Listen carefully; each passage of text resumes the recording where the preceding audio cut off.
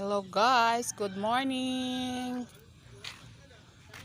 Tapos na po ako lahat ng mga gawain sa bahay guys. Paglaban na ako, napanghugas, nakapag walis. Ayan guys, oh, dami dito. Pabo guys. Shhh. Bahay namin to guys, yung mga pabo na to. Shhh. Shhh. Shhh. Dito talaga sila nakatambay araw-araw. Sige, kainin nyo na lang yung mga damo dyan. Gusto nila yung mga damo guys na parang bulaklak ng tawag nitong damo na to. Bulaklak ng paragis. Kinakain nila yung bunga.